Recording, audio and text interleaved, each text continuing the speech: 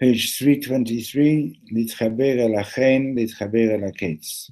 To connect with grace or to grace and to connect to the end. So Yaakov Avinu says to Yosef, Imna matzati chen be'enecha, if only if I find favor in your eyes, if I please find favor in your eyes, al natik bereni b'mitzrayim, please do not bury me in Egypt, v'shachafti mavotai, I am supposed to be buried, I want to be buried together with my ancestors. Yaakov Avinu mevakesh miYosef, kimat mitchanen, Yaakov is asking Yosef, he's almost begging him, shigbor oto be'eretz Yisrael, to bury him in Eretz Yisrael. Kan mitbakesh lishol she'elat tam. So we need to ask a simple question here. Haim yesh mitzvah kolshehi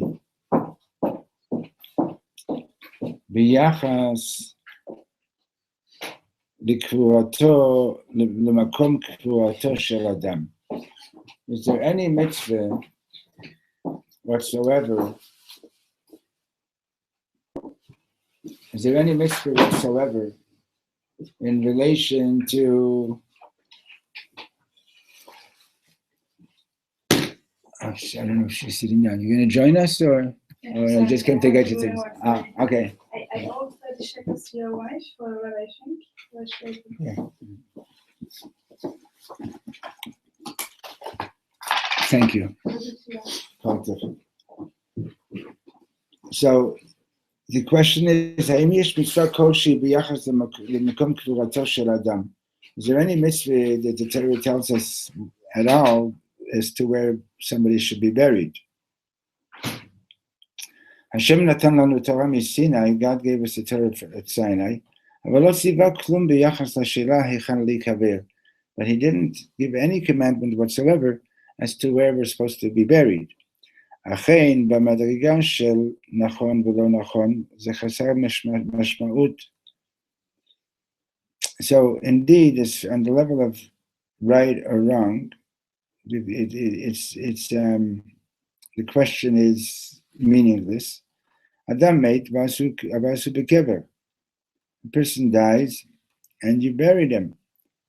אבל במדרגה של Mashiach, but on the level of Mashiach, אני מוכרח להיקבר בארץ הקודש, I need to be buried in the Holy Land.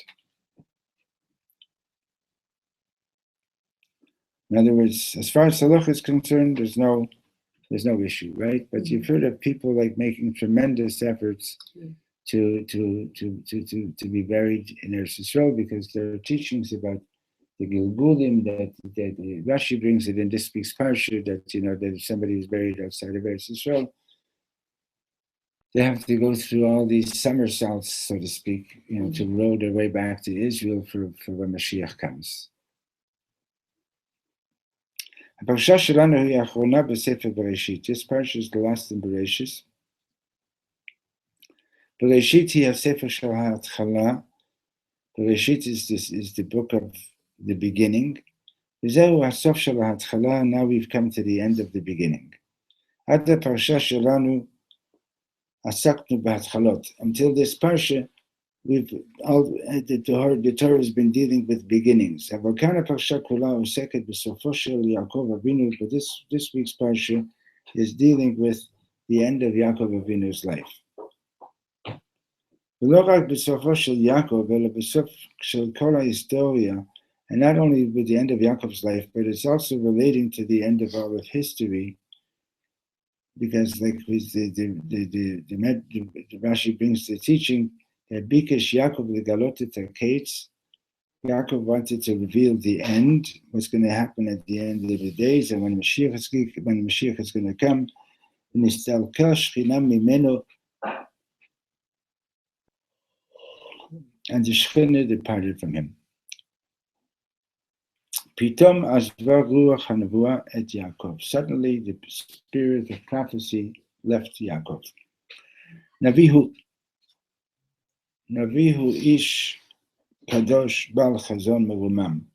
A Navi is a holy person with a very high vision.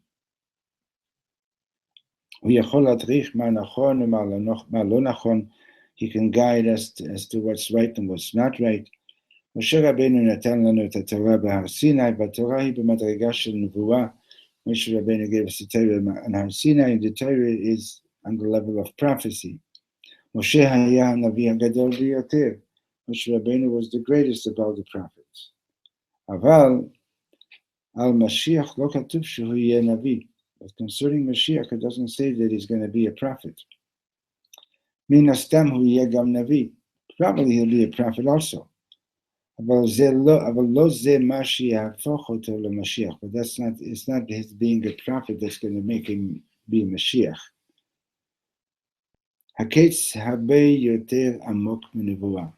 The end of days is a lot deeper than prophecy. This is what happened to Yaakov when he wanted to reveal wanted to be involved with the end of time, the end of days. The spirit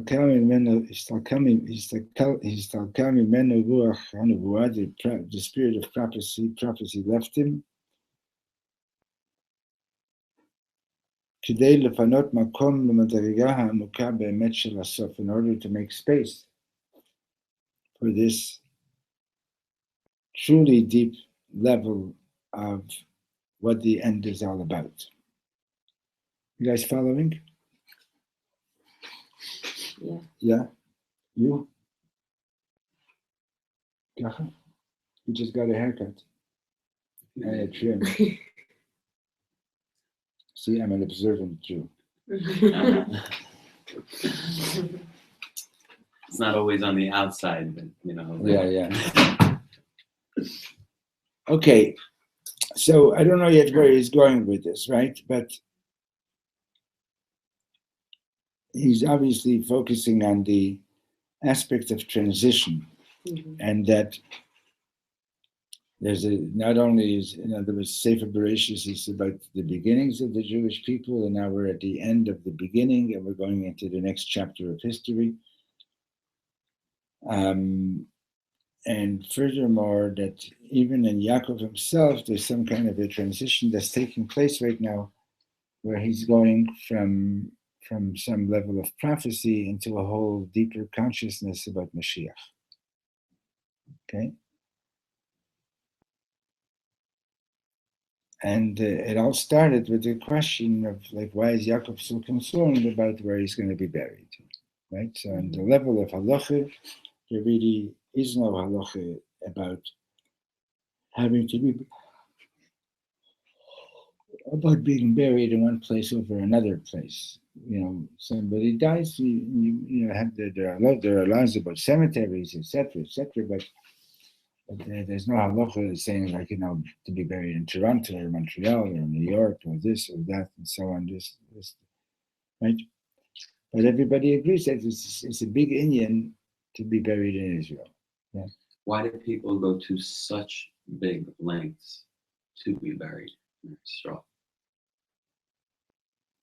Because when Mashiach comes, these are going to be the corpses that are going to stand up first. That are going to stand up first. Because, I mean, if you think about it, that God, in all his power, is going to make the bodies roll through the earth. He's not going to make them stand up and bring them. Because the stories I heard when I was growing up were, you know, you're going to roll and it's going to be a bumpy ride, you know? Yeah. I don't understand that. It's like, I also don't understand it. Okay. In other words, there's certain things that I don't know where they're getting the information from, and I don't, you know, and I'm sure that it's very, very meaningful, but I don't know anything more about it yet. Sure. Okay? Let me just get my cup of coffee because my sleep apnea is getting down.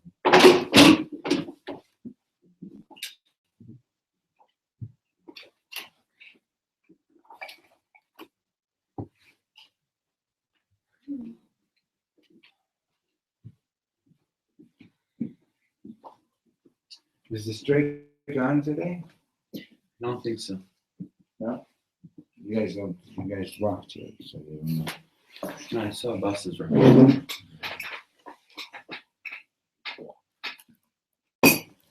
Okay. So he says, Harabi Mishbet Omer Torah Nifla'ah. So he says, the Ishbisher says an amazing thing. He asks, what is the meaning of Yaakov's request of Yosef? If I find chen in your eyes. Al natik bereni b'Mitzrayim, so don't bury me in Egypt. Why does he have to say, if I find favor in your eyes? What is finding favor in his eyes, right? Uses that word a lot with Yosef. Huh? He uses that word a lot with Yosef. Who does? Yaakov, you know? This in this parsha. I don't think he's saying it elsewhere. He's giving him bracha. Doesn't he also? I That's also this week's parsha. Yeah. Hi. Welcome. There's a book right here.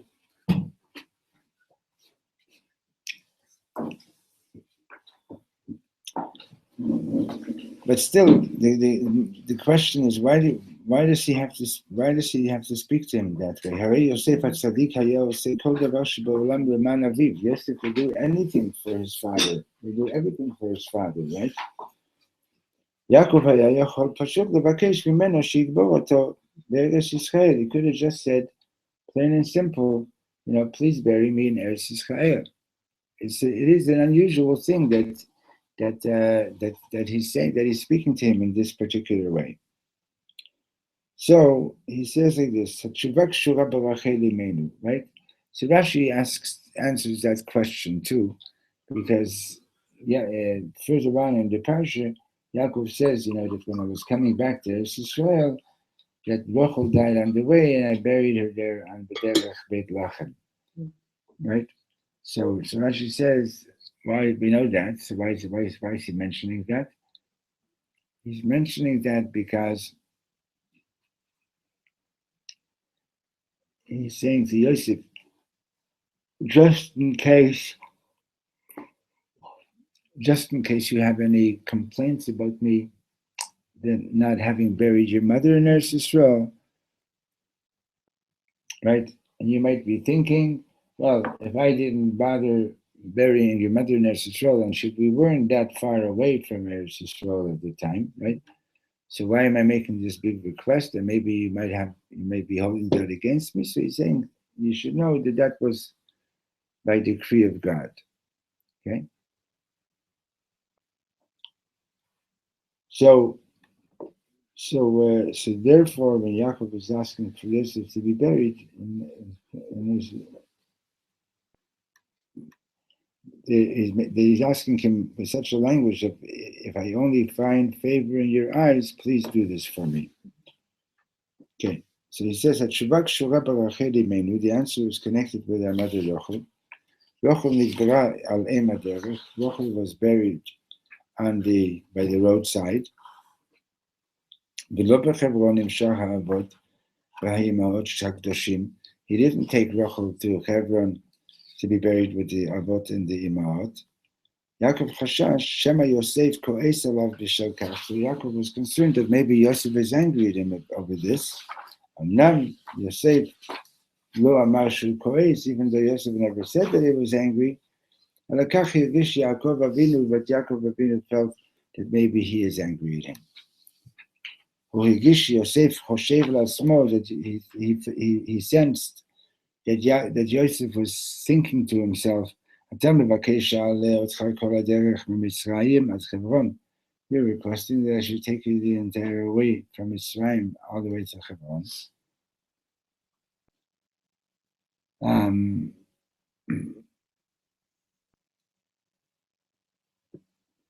Sorry. Lishkav liyad Avraham v'Yitzchak. You want me to take you to Hebron to be buried next to Avraham and Yitzchak? But what about my mother?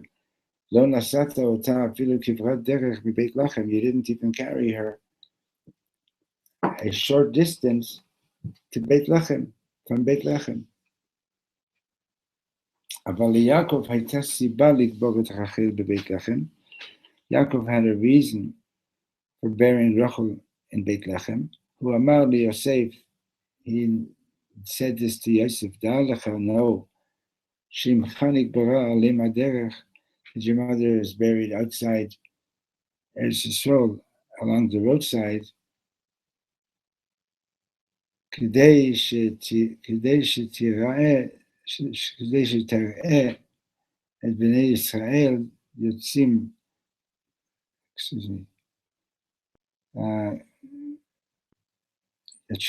כדי שתראה את יוצאים לגלות ותהיה זו שתחזיר אותם. Excuse me, I'll read that again. דע לך שאימך נגברה עליהם הדרך כדי שתראה איך בני ישראל יוצאים לגלות ותהיה זו שתחזיר אותם לארץ ישראל. She's buried there so that she should see the Jews going into exile and that she should be the one to bring them back to Eretz Yisrael. Right? And there's a pasuk in Yirmiyahu, Rachel mevaka al baneha, right? Rachel is crying over her children, and Hashem says to her, why are you crying? And because she says, my children are in Golis. And Hashem says to her, Meni kolech libechi, stop crying, v'shavu banim lidvulam, because your children are going to come back to Eretz Yisrael. So the two of the great people who are buried outside of Eretz Yisrael are Rachel and Moshe Rabbeinu. Rachel is like the mother who won't go into the house until all her children are in the house. Moshe Rabbeinu is like the shepherd who doesn't rest until every one of his sheep is accounted for. Okay? It takes a while for the sleep app, for the jet lag to. Oh yeah. I just got back a week ago this time. Looks like worse. At least a week. Huh? At least a week. It's different every time. Yeah. I slept last Jet night. lag on the way back is a lot worse. I heard. From here, from there to here. What, yeah. from the- Yeah. I'm looking forward to it. Okay, so I'm trying my best. So, b'derech klal, the fourth line of that paragraph, b'derech klal Rachel hi shketa.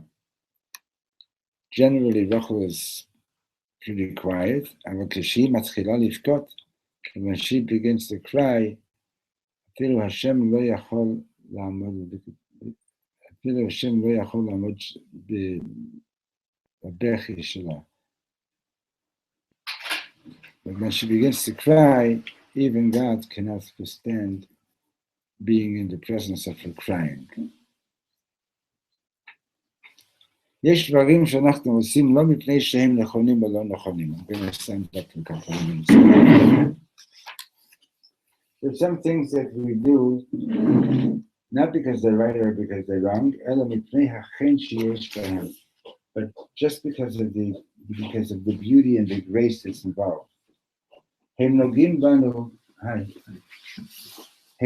בנו, these things touch us, ונעשים משמעותיים עבורנו, and they become meaningful to us, בזכות החן שבהם, because of the charm, because of the grace that's involved in them.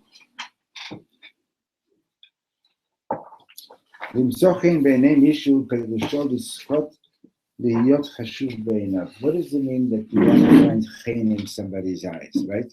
You have a huge expression of he has so much chen, she has so much chen, right? It means that they're fine, that you're considering them to be important. יש הרבה אנשים יפים, there's a lot of beautiful people, אבל חסרי חן, they're lacking any grace. רואים עליהם שהם יפים, you see that they're good looking, אבל כאן זה נגמר, but that's where it stops. They're good looking, but you're not really attracted to them. לעומת זאת, יש אנשים בעלי חן, but then there are people who ממש like, they have chen, there's something very special about them. ילדים אינם רק יפים בעיני ההורים שלהם, children are not just beautiful in their parents' eyes, יש להם chen, they have chen. יש לילדים קדושה כזאת, children have this kind of holiness, שעושה אותם חשובים, that makes them very important, כל כך עבור הוריהם, makes them very important to their parents. איך היה אפשר לחיות עם מלא החן הזה, והחשיבות הזו של ילדים בעיני הוריהם? How would it be possible to live, to survive, if not for the chen and the importance that children have in the eyes of their parents?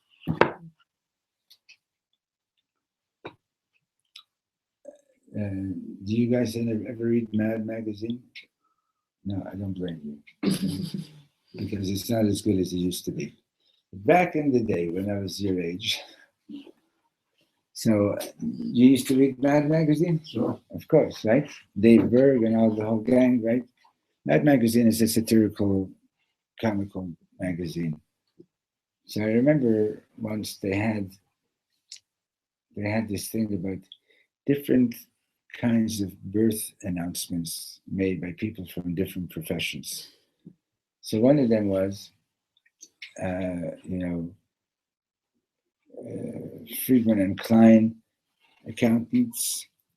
So that Mr. Friedman, CPA, and his wife are pleased to announce the birth of a new tax exemption in their family. Right, because for every child you get a certain tax exemption, right? So, in other words, children,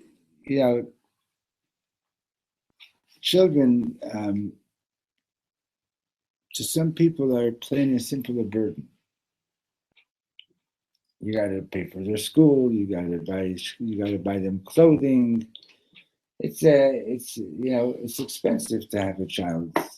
Costs money, right? And did anybody here ever read John Smith's A Modest Proposal? No? I'm telling you, I'm the only literate one in the room. This is terrible. That's pretty bad. I guess people just don't read the same literature anymore. Don't worry, I only read it because I had to read it, but it's an amazing satirical piece. It was written in England at the end of the 19th century, and it's disgusting.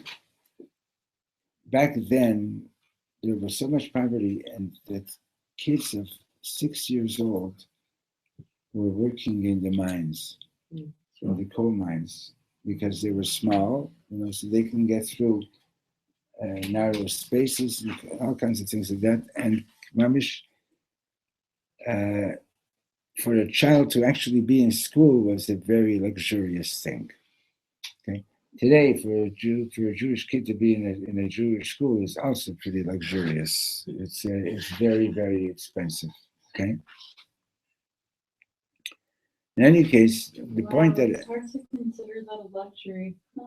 it's for the kids or for the parents. The kids or either. Yeah. My grandmother left school in the second grade to sew buttonholes in home. Yeah. Oh yeah. To 8 years old.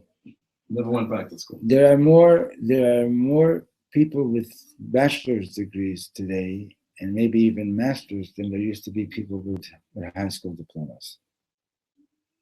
Not that long ago, because it was like, you finish grade 7, okay, you know how to do arithmetic, go work. It's enough. Okay. So yeshivas now, right? Regular religious schooling system is like elementary school is minimum $7,000. With grants and everything. Yeah, per year. That's with grants. And if you have 4 or 5 kids, can hold it? They give you a break, you only have to pay 5.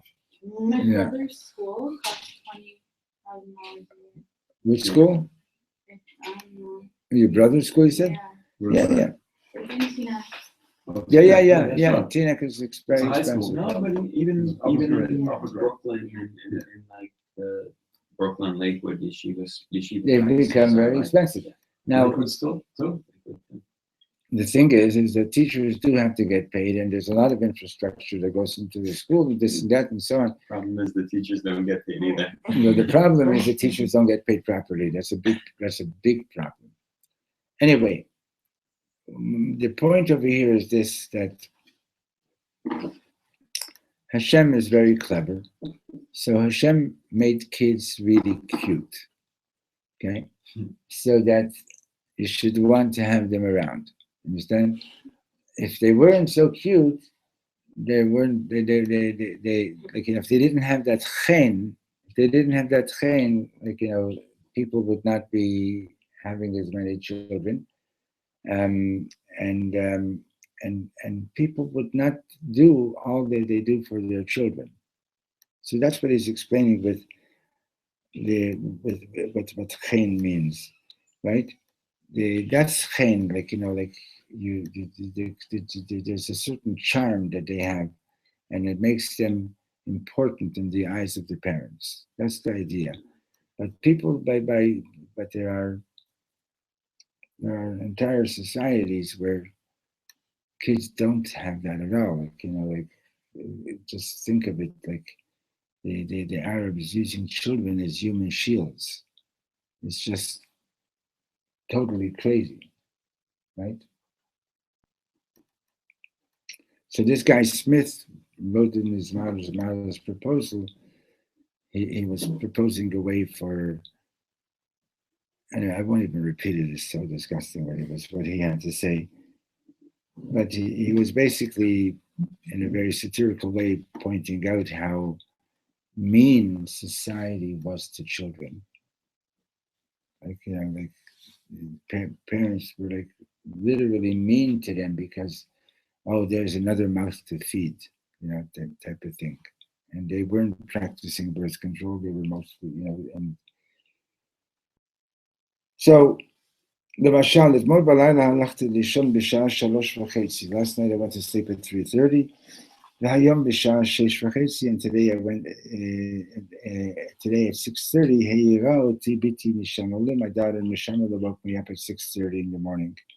אם מישהו אחר בעולם היה מעיר אותי בשעה כזו, if anybody else would come and wake me up at 6:30 in the morning after going to sleep at 3:30, right? הייתי אומר לו, באמת, זה לא הזמן. I would say, please, this is not the right time to do this. אבל נשמה העירה אותי, וביקשה, but נשמה woke me up and she said, אבא, בוא לשחק, father, tati, come and play. אז לא רק שקמתי מהמיטה, not only did I get out of bed, קפצתי ממנה בשמחה גדולה. I jumped off my bed with great joy, מפני שמי שחס ושלום אין לו ילדים, because somebody who God forbid doesn't have children, היה משלם כל מחיר בעולם כדי שיהיה לו ילד שיעיר אותו אחרי 3 שעות שינה. People who don't have children will pay anything in the world to have a child that would wake them up after 3 hours of sleep. האם אני קם למען נשמה כי זה נכון? Am I getting up for my daughter because it's the right thing to do? לא, זו לא מדרגה של נכון או לא נכון. It's not on the level of what's right and what's wrong. זהו חן, but rather it's because of the chen of the children. זה עומק העמוקים. This is the depths of the deepest of the depths. Right?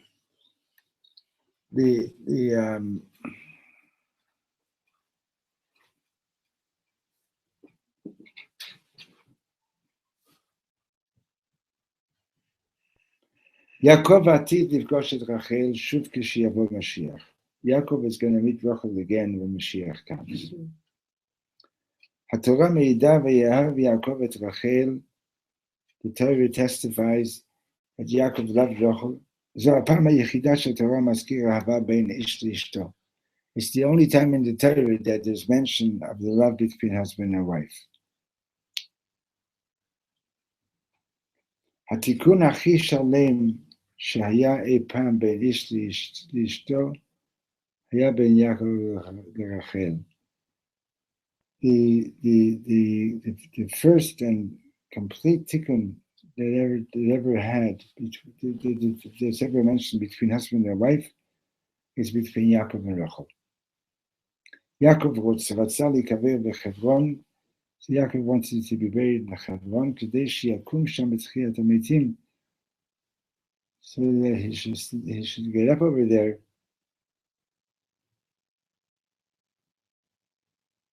I'm really sorry. Okay. Let's try that again. Yaakov wants to be buried in Eretz Yisrael because he wants to get up there at Chiyat HaMetim. Rachel takum bebeit lechem. Rachel is going to be getting up in Beit Lechem. הדרך מבית לחם לחברון לא כל כך ארוכה. And Hebron and Beit Lechem are not that far apart, right?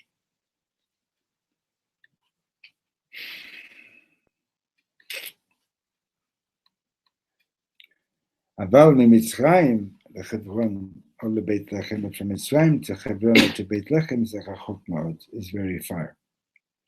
אמנם כשיבוא משיח העולם יהיה מאוחד, even though when Mashiach comes, the world is going to be united, and everything is going to be a lot closer.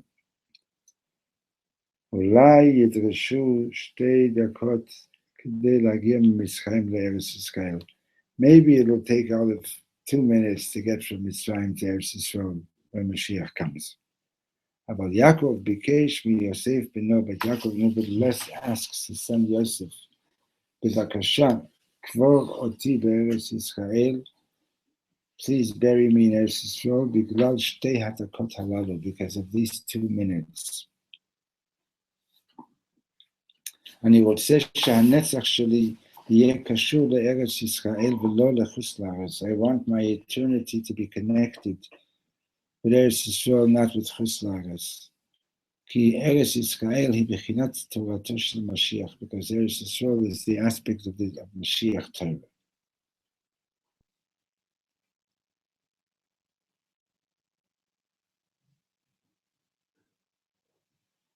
Okay, so the reason that he's giving now is that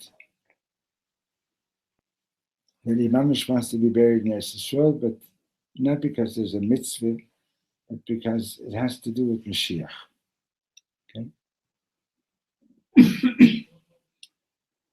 Ad ptirato shel Yaakov Avinu, until Yaakov Avinu passed away, Eretz Yisrael hayta shelanu pashut mipnei she'Hashem natan lanu ota. Eretz Yisrael was ours simply because God gave it to us. אבל הקשר הזה היה רק במדרגה של נכון או לא נכון. But that was on the level of right or wrong. Hashem natan, God gave it. Haaretz shelanu, the land is ours.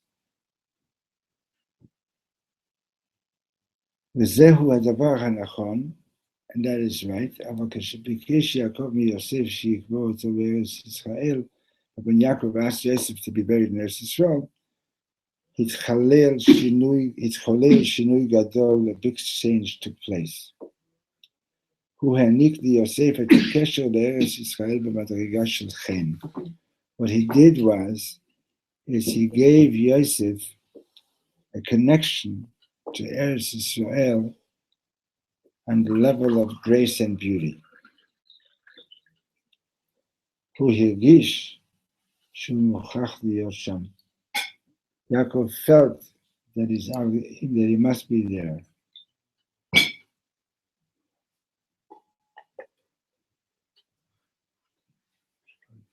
Amen. לעומת זאת,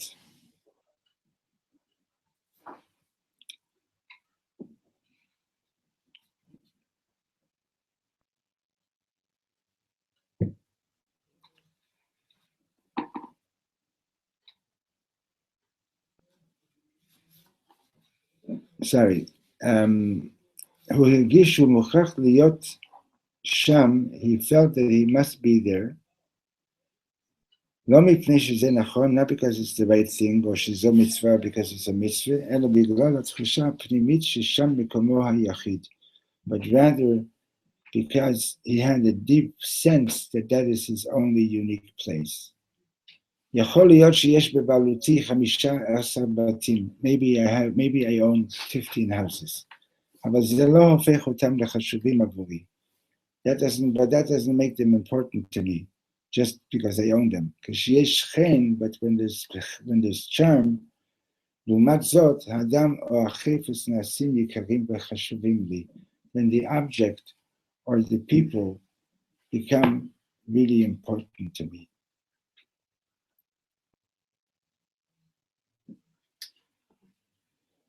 Yeah. No, I just got it.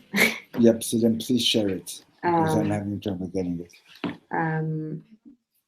Right, Reb Shlomo was saying before about the idea of chaim, like that children of chaim, we feel like connected. If they didn't have the chaim, then we wouldn't feel connected. Mm-hmm.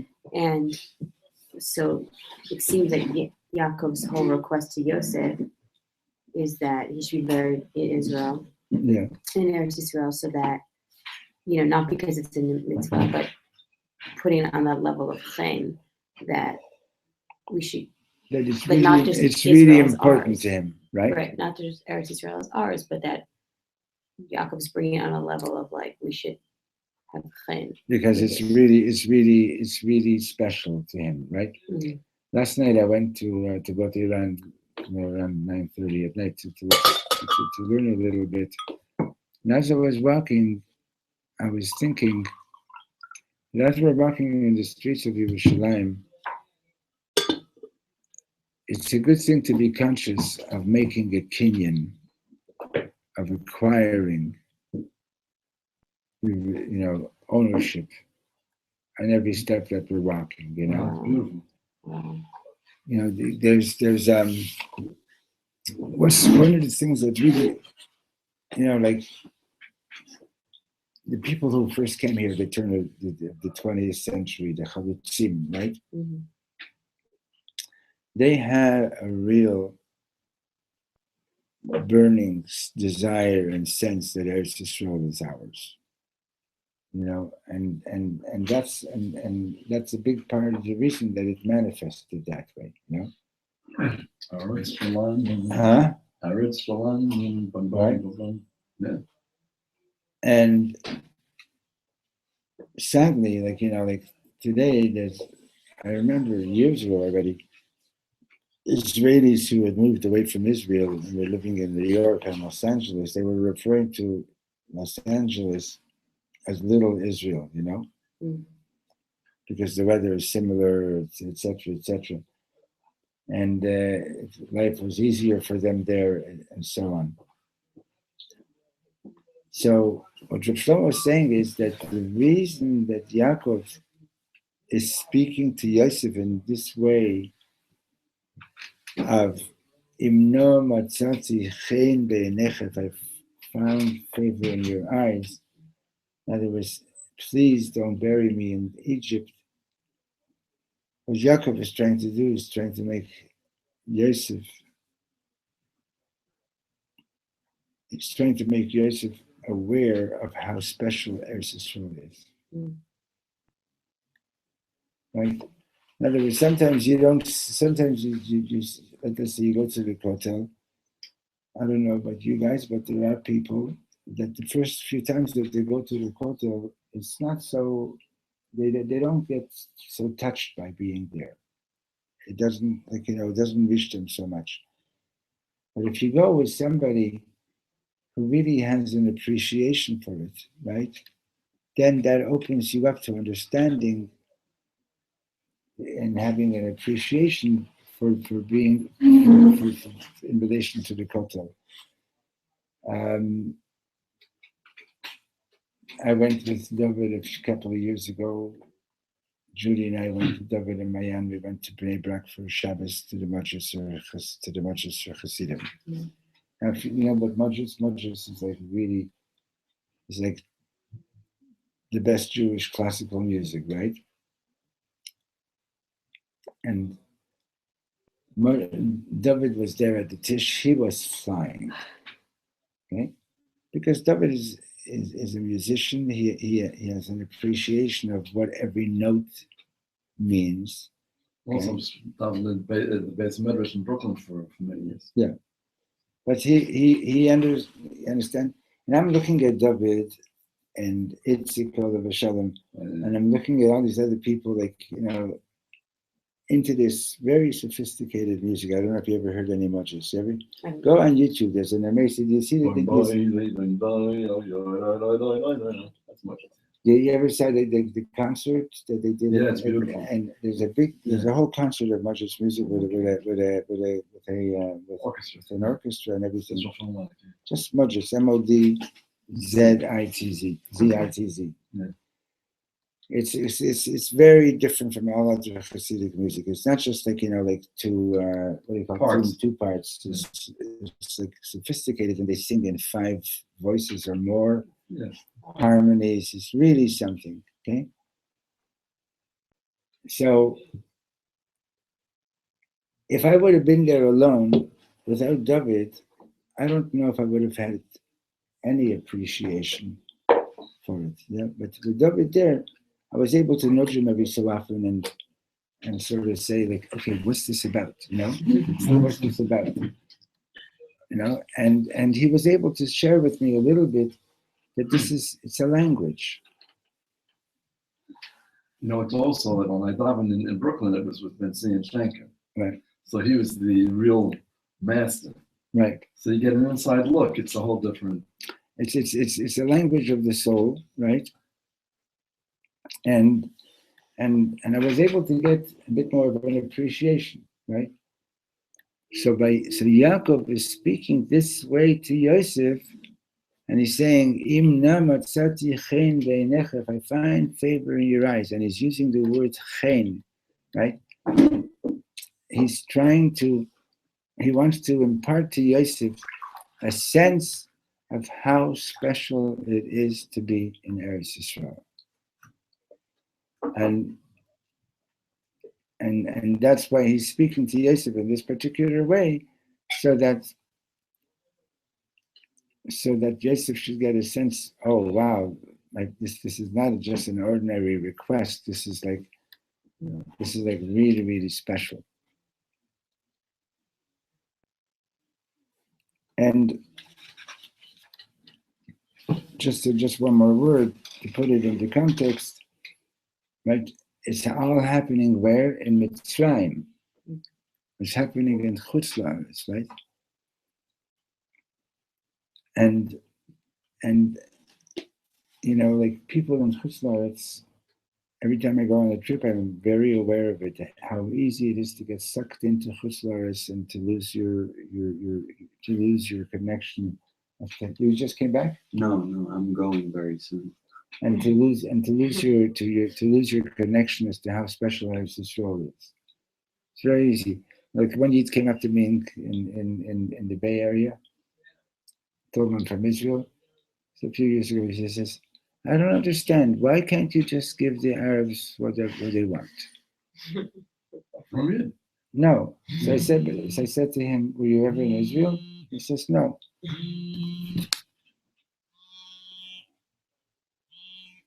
Michael, I'll call you back in 3-4 minutes, okay?